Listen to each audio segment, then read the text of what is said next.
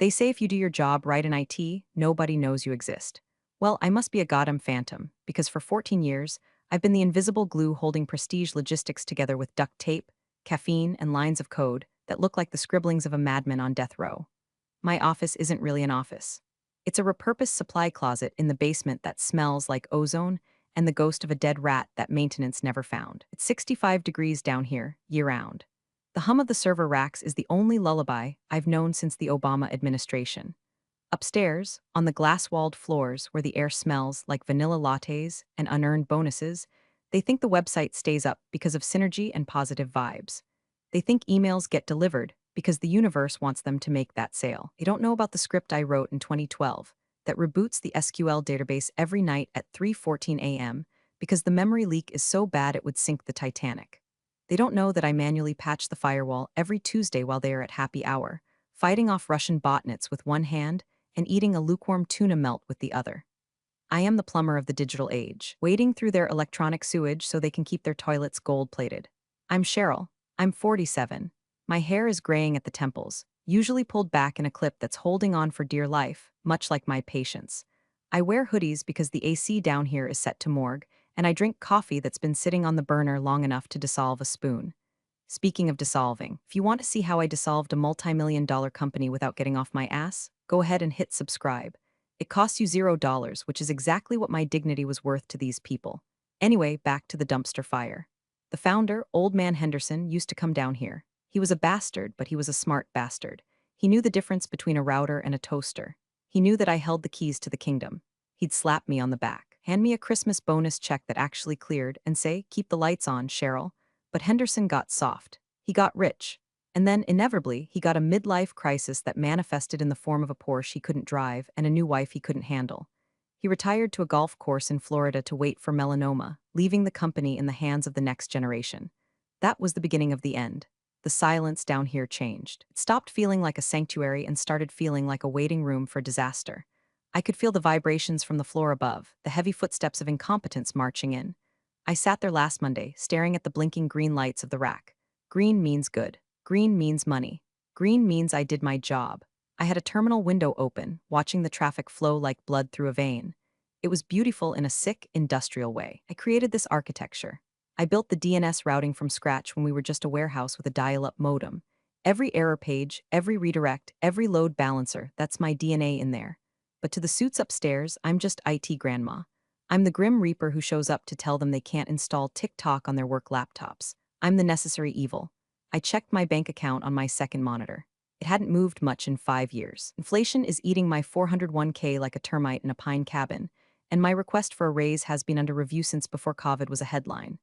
I took a drag of my vape. Yeah, I vape in the server room, fire codes be damned, and exhaled a cloud of blueberry ice into the exhaust fan. I knew something was coming.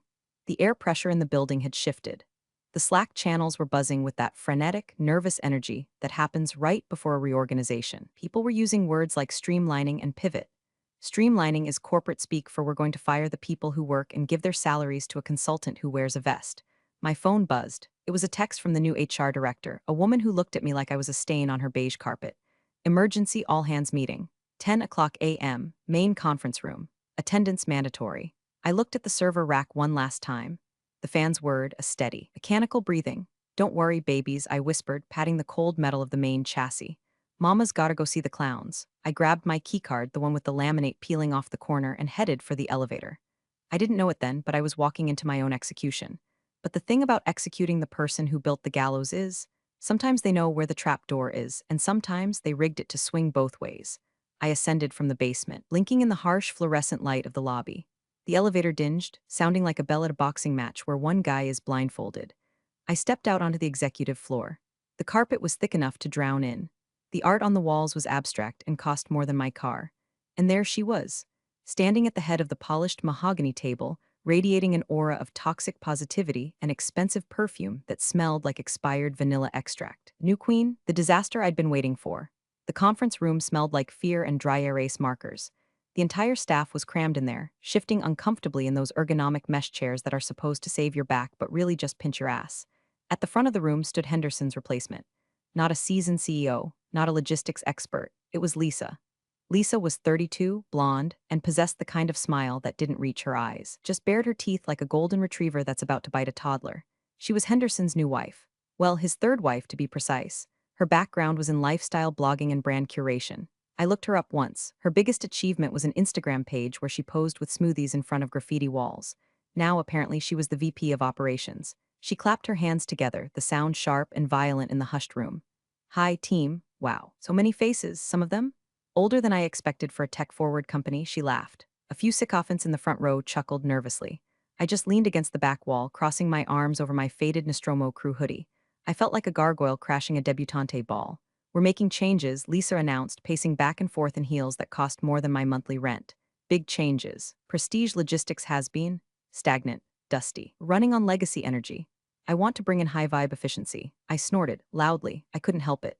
High vibe efficiency sounds like something you buy from a shady guy at a music festival, not a business strategy. Lisa's head snapped toward me. Her eyes narrowed, scanning me up and down like I was a piece of malware she couldn't delete. Do you have a comment? I'm sorry I don't know your name, she asked, her voice dripping with faux sweetness. Cheryl, I said. I voice gravelly from years of Marlboros and screaming internally. Senior infrastructure admin and high vibe won't optimize the truck routing algorithms, Lisa. Math does that. The room went dead silent. You could hear the hum of the projector fan struggling to cool down. Lisa smiled, but it was the kind of smile a shark gives a seal before the water turns red. Cheryl, right. The IT grandma I've heard so much about. There were a few gasps. I didn't flinch. I've been called worse by better people. We're moving in a new direction, Cheryl, she continued, addressing the room but maintaining eye contact with me.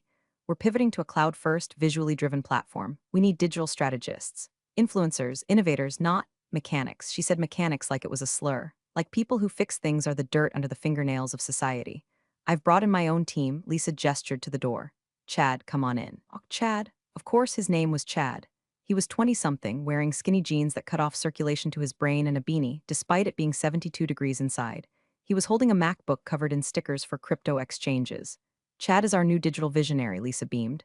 He's going to revamp our entire web presence. He built a website for a dog walking app that got like 10,000 hits. I almost laughed. 10,000? Lisa. Our server handles 10,000 requests per second during peak hours. If this kid touches the load balancer, he's going to melt the motherboard. Lisa's face hardened. The mask dropped. That negative attitude is exactly what we're purging, Cheryl. She walked over to me, invading my personal space. She smelled like coconut and hostility. I've looked at the budget, she said, loud enough for everyone to hear. You're the highest paid employee in the non-executive tier. For what? Sitting in a basement watching lights blink? It's redundant. The cloud runs itself these days. The ignorance was so dense it practically had its own gravitational pull. The cloud, I said slowly, is just someone else's computer. Someone still has to manage it. You fire me and you're driving a Ferrari blindfolded on ice. I think we'll manage, she scoffed. Chad knows Wixcom. I stared at her. Wix. She thought our enterprise-level logistics platform, which integrated with customs databases in 40 countries and tracked shipping containers in real time, could be replaced by a drag-and-drop website builder. You're serious, I said. Dead serious, she snapped, effective immediately. We're restructuring. Your role is obsolete. Clean out your desk, Cheryl. You have until noon. The room was frozen. People were looking at their shoes. Nobody spoke up. Not the ops manager whose ass I saved last week when he deleted the inventory table. Not the sales VP whose commission checks relied on my uptime. Nobody, cowards. I looked at Chad, who was already typing on his phone, probably tweeting about his new VP status. I looked at Lisa, smug and victorious. A strange calm washed over me. It was the cold, hard clarity of a system reboot. Okay, I said. I didn't shout. I didn't cry. I didn't beg. You want the keys? You got 'em. Leave your badge at the front desk, she dismissed me, turning back to her audience. Now let's talk about the new logo. I'm thinking pink. I turned around and walked out. I didn't slam the door. I closed it gently. The click of the latch sounded like the safety coming off a loaded gun. She wanted me to clean out my desk. Oh, I was going to clean it out all right. I was going to scrub it cleaner than a crime scene. I walked back to the elevator, the silence in the hallway ringing in my ears. My heart wasn't racing. It was beating that slow, heavy rhythm of a war drum. I descended back into the underworld, the basement air greeting me like an old friend who knows you just got dumped. My office looked the same as I left it 30 minutes ago, but now it felt like a museum exhibit of a life that was over. The sysadmin's tomb, circa 2023. I grabbed a cardboard box from the recycling pile. I didn't have much.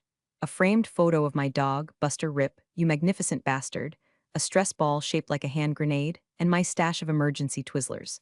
I swept them into the box. Then I opened the bottom drawer of my desk. Hidden underneath a pile of outdated manuals for Windows Server 2008 was a small, unassuming black USB drive. Piece of masking tape on it read Mirror 01. I held it in my hand, feeling the weight of it. It wasn't heavy physically, but metaphysically, it weighed about $10 million. Flashback to 5 years ago. Henderson was paranoid about ransomware. He'd read an article in Forbes and came down here sweating bullets. Cheryl, he'd said, I want a failover. A hard reset if the Russians take us hostage. I want a button I can press that wipes the slate and restores from a clean, isolated backup. But I don't want it on the network. I want it physical. That's dangerous, boss, I'd told him. If that key gets lost or if the encryption handshake fails, the system interprets it as a breach and locks down. It's a nuclear option. Build it, he ordered. Tie it to your biometrics. You're the only one I trust, so I did. I built a ghost protocol. The entire architecture of the company, the DNS pointers, the API keys, the SSL certificates, was tethered to a verification token that renewed every 24 hours via my admin login. If my login was disabled, or if I didn't manually authorize the handshake, the system would assume a hostile takeover. It would initiate Protocol 0. Basically, the system would pack its bags and leave, just like I was doing. I plugged the USB into my terminal one last time. The screen flickered. A prompt appeared, initiate transfer of ownership. I typed N, another prompt, authorization token required in 24 hours. I smiled, a tight, grim line. They had 24 hours. I opened the user management console. I found my own account, Robinson admin. I hovered over the disable button. Lisa wanted me gone. She wanted high vibe efficiency. She wanted Chad and his Wix skills. You want a clean desk, Lisa? I muttered, lighting a cigarette. Yeah, a real cigarette this time. The smoke curled up into the ventilation shaft, carrying my resignation letter in the form of carcinogens. I'll give you the cleanest desk you've ever seen. I didn't delete anything. That would be illegal. I didn't plant a virus. That would be amateur. I simply removed my personal intellectual property. I opened the cron jobs, the automated scripts that ran the business. They were all signed with my digital signature.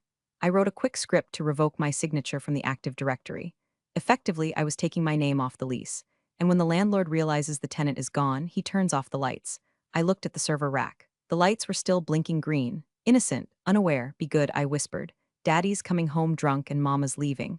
I pulled the USB drive. The computer chimed, a cheerful little ding-dong sound that signaled the device was safely removed. I picked up my box. I walked out of the supply closet. I left my badge on the desk, right next to the empty wrapper of a breakfast burrito. I took the freight elevator up to the loading dock. I wasn't going to walk past the glass walls again. I stepped out into the grayness, the air smelling of wet asphalt and diesel. My car was waiting for me. I threw the box in the passenger seat. I climbed in, cranked the engine, and turned up the radio. Some country song about heartbreak and whiskey was playing. How fitting. I pulled out my phone. I navigated to a private URL that only I knew. A simple login screen appeared. Cheryl Backup Ops LLC. I logged in. The dashboard was blank, waiting for data. Mirror protocol active, the screen read, waiting for source disconnect. I put the truck in gear and drove away. I didn't look back at the building. I didn't need to. I knew exactly what was going to happen. It wasn't a matter of if. It was a matter of when the cache cleared. The first 6 hours were quiet. That's the thing about momentum. A freight train doesn't stop the second you cut the engine. It keeps rolling, crushing everything in its path until friction finally catches up with it. I was sitting on my couch in my sweatpants, glass of cheap Merlot in one hand and my laptop on the coffee table. My apartment is small, cluttered with computer parts and half-read sci-fi novels, but it's mine, and it's quiet. I had a backdoor monitor running, not into their system, legally speaking, but monitoring the public-facing API responses. It's public data. Anyone could watch it. I was just watching it with popcorn.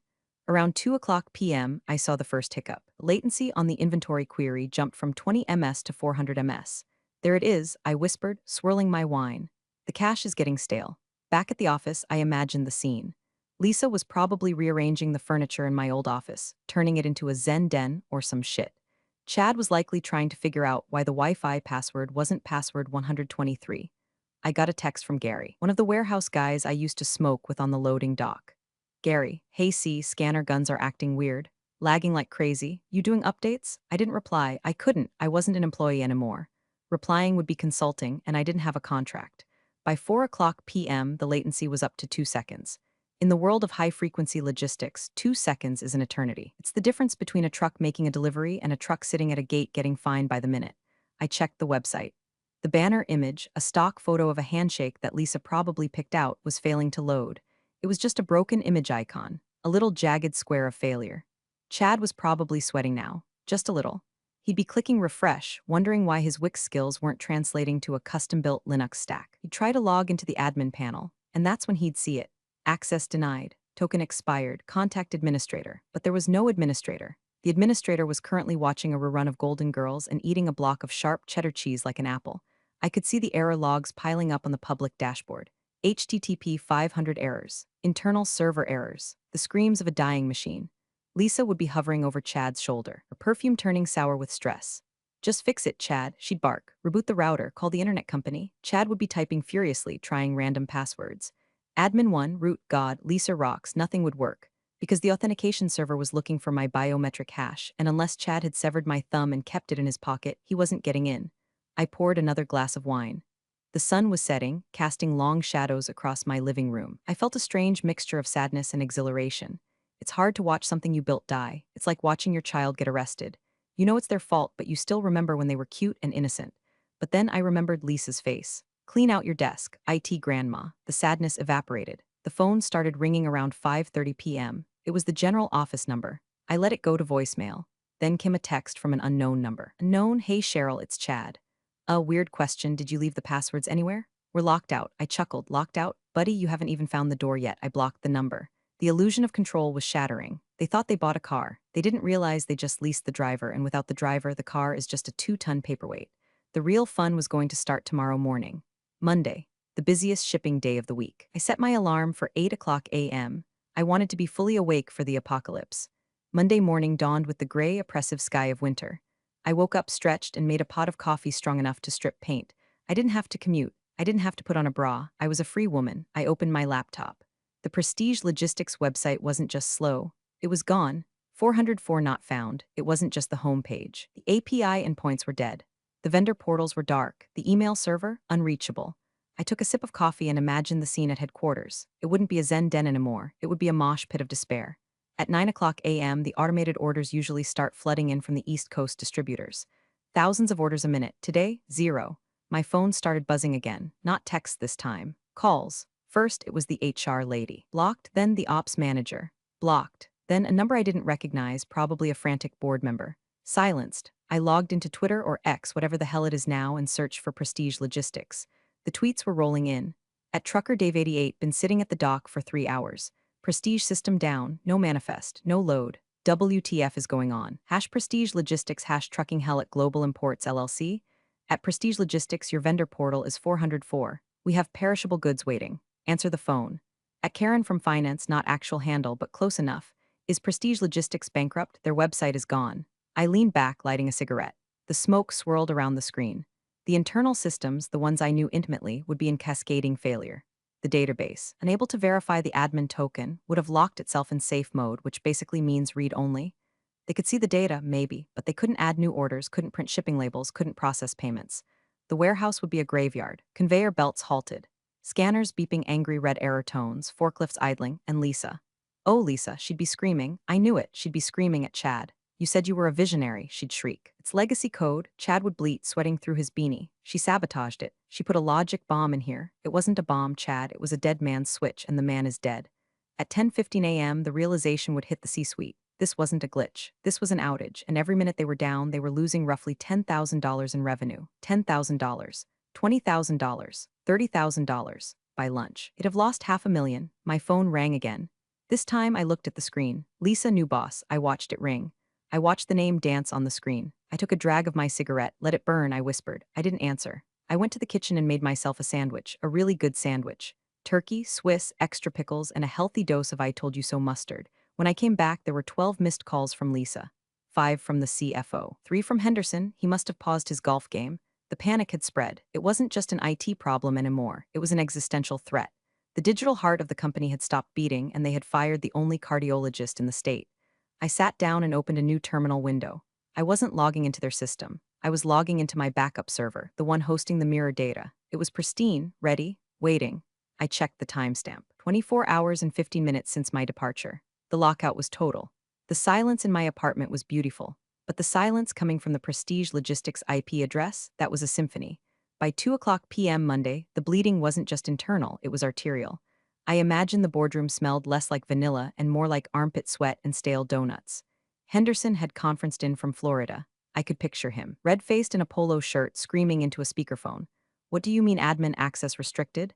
His voice would be booming. It's my company. We're trying to bypass the firewall. Chad would be mumbling, typing commands he found on Stack Overflow that were definitely making things worse. But the encryption? It's 256-bit custom hashing. I can't just break it. Why isn't Cheryl fixing this? Henderson would demand. And then the silence. The heavy, suffocating silence where Lisa had to speak. We. Let her go, Lisa would whisper. You what? We're restructuring. She was resistant to the new vision. Chad said he could handle the migration. Chad, Henderson's voice would crack. The kid who looks like he sells weed at a skate park. You fired Cheryl? Cheryl who built the damn server rack with a screwdriver and a prayer?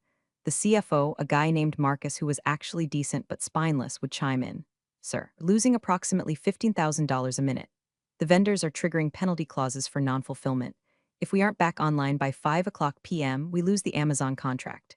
The Amazon contract, the whale, the thing that paid for Lisa's heels and Henderson's Porsche. I was sitting on my balcony, wrapped in a blanket, watching the squirrels fight over a nut. It was a metaphor, really. They were fighting for scraps while the whole tree was rotting. My phone chimed, a voicemail from Marcus, CFO. I decided to listen to this one. Cheryl, it's Marcus. Look, we have a situation, a catastrophic situation. We know you left, we know things were said, but we need the admin keys, we need the token. We can't get into the core routing. Please call us back. We can discuss compensation. Compensation. Now we're speaking my language. I didn't call back immediately. You don't negotiate when the other person is just starting to panic. You negotiate when they are staring into the abyss and the abyss is waving a lawsuit at them. I checked the public logs again. Chad had managed to crash the backup email server now. Good job, Chad. You're doing great, sweetie. The sun began to dip lower. The deadline for the Amazon contract fulfillment was approaching. I knew exactly what was happening. They were realizing that high-vibe efficiency doesn't parse JSON files. They were realizing that brand curation doesn't fix a corrupt SQL table. Lisa would be crying now. Not fake influencer tears, but real, ugly, I'm about to lose my trophy wife status tears. She'd be realizing that her power was an illusion. She could order people around, sure, but she couldn't order a server to work. The server didn't care about her title. Server only cared about the code, and the code belonged to me. At 4 p.m., I decided it was time. The fish was on the hook and it had swallowed the bait, the line, and the sinker. I picked up the phone. I didn't call Lisa. I didn't call Marcus. I called the main conference room line. I knew they were all in there, huddled around the Polycom phone like a campfire in a blizzard. I dialed. It rang once. Hello, it was Lisa. She sounded breathless, desperate. Hi. Lisa, I said, my voice smooth as silk and cold as ice. I heard you guys were having some trouble with the Wi-Fi. Cheryl, Lisa's voice cracked. Oh my God, Cheryl, thank God. Where are you? Can you come in? The system, it's doing something weird. We think it's a virus. It's not a virus, Lisa, I said, leaning back in my chair and putting my feet up on the coffee table. It's a security protocol. Specifically, Protocol 0. It triggers when the authorized admin is removed from the Active Directory without a handover. Okay, well, can you just turn it off? She sounded like she was asking me to turn down the radio. Just come in, fix it, and we can talk about, maybe bringing you back on a freelance basis. I laughed, a dry, rasping laugh. Freelance? Lisa, you fired me, with cause apparently. Redundancy, remember? We were hasty, she stammered. Chad made a mistake. Don't blame the kid, I said. You're the VP of Ops. The buck stops with your Manilow-Blahniks. Cheryl, please, Marcus, the CFO, cut in. We are bleeding here. The Amazon contract is on the line. What do you want, a raise? We can match your old salary plus 10%. 10%? I took a sip of my wine. Marcus, I'm not an employee anymore. I'm a consultant. And my rates are significantly higher for emergency remediation. Fine, Marcus said, double. Pay you double your hourly rate. You're not listening, I said. I don't have an hourly rate. I have a project fee. To restore the infrastructure, verify the data integrity, and prevent a total database corruption event. The fee is $1 million. Dead silence on the line. You could hear a pin drop. You could hear Chad's soul leaving his body. 1 million? Lisa screeched. That's extortion? I'll call the police. That's blackmail. No, Lisa, I said calmly. Blackmail is pay me or I'll release your nudes. This is pay me or fix your own damn computer. It's a specialized service. Supply and demand. You have the demand, desperate, immediate demand. I have the supply, the encryption keys, and the architectural knowledge. The price is 1 million. Wired, today. We can't pay that. Henderson roared from the speakerphone. That's robbery. How much is the Amazon contract worth, Henderson? I asked. 5 million a year. Plus the penalties for breach of contract? Plus the reputation damage? Seems like a bargain to me. You bitch, Lisa spat. You planned this. I planned for a failover, I corrected. I planned for security. You're the one who pulled the plug without checking the wiring diagram. You wanted me to clean out my desk? I did. I took my intellectual property with me. The system you have left is exactly what you paid for, the hardware. Good luck running a logistics company on bare metal. We'll sue you? Lisa screamed. Go ahead, I said. My lawyer is great, but legal proceedings take months. Your company will be dead by Wednesday. The vendors are already walking, Marcus. I saw the logs, Marcus sighed, a heavy, defeated sound. She's right, Henderson, we can't fix this. Chad doesn't even know what a cron job is. We need her. 1 million, I repeated, non-negotiable. Sent to Cheryl Robinson Consulting LLC. I'll email you the routing number. I'm not paying it. Lisa shrieked. I won't let her win. Lisa Henderson's voice was low and dangerous. Shut up, but shut up, Henderson roared. Marcus, pay her. Get the site back up. Now, yes, sir, Marcus said, and Lisa Henderson added, pack your shit. I smiled. It was a genuine smile this time. I'll wait for the wire confirmation, Marcus. Once it hits, I'll remote in. I hung up. My heart was pounding, but my hands were steady. I finished my wine. It took 45 minutes. 45 minutes for the corporate bureaucracy to move faster than it had in 14 years. I sat there, refreshing my bank app. Refresh, nothing, refresh, nothing, refresh. $1 million and 0 cents wire transfer received Prestige Logistics Inc. I stared at the zeros. It looked fake. It looked like a phone number, but it was real. I set down my phone. I cracked my knuckles. I opened my terminal. I didn't even have to put on pants. I connected to the backup server, my server. I initiated the handshake protocol.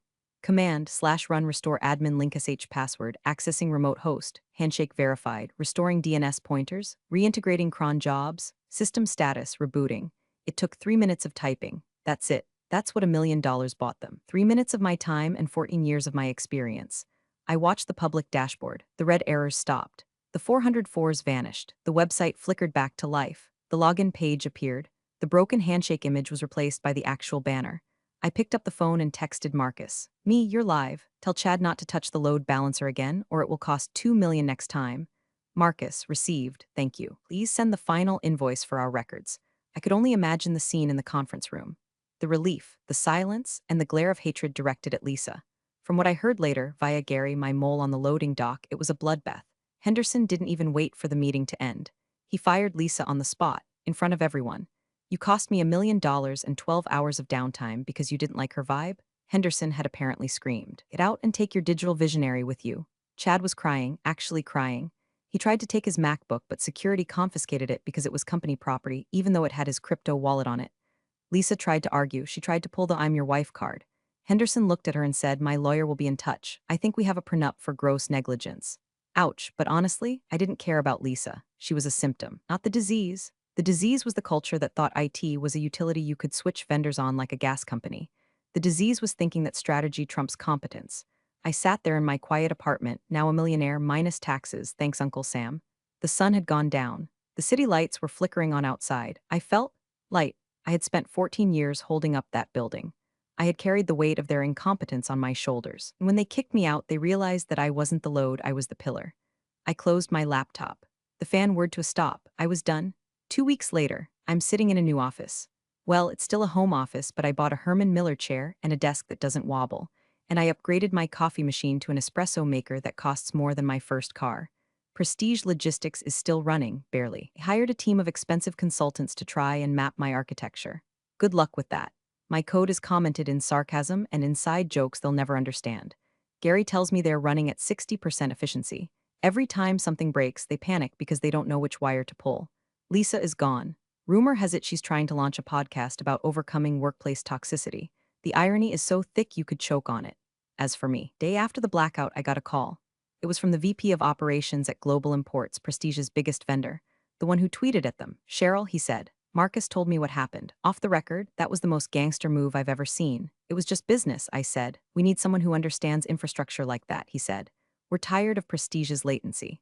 We're building our own internal logistics routing. We want you to architect it. Consulting basis only, I said. And I work from home.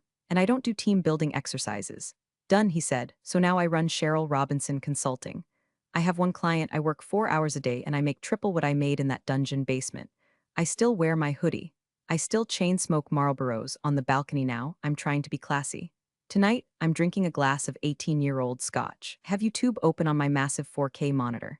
Danny DeVito eating a hard-boiled egg asthma. The title reads, I hit play. The crunching sounds are strangely soothing. I think about Henderson, poorer and divorced again. I think about Lisa, shilling essential oils or whatever she's doing now. I think about Chad, probably ruining some other company's SEO. I take a sip of scotch. They thought they could delete me.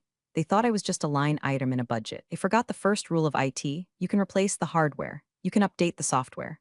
But you never, ever damn with the sysadmin who knows where the bodies are buried. Because sometimes we didn't just bury the bodies. We dug the graves, poured the concrete, and wrote the code that keeps the cemetery locked. I close my eyes, listening to Danny DeVito chew. we're all healed. Thanks for watching, you cubicle warriors. Hit that subscribe button. Unless you're my old boss, then you're on your own. Revenge of the coffee pot strikes again.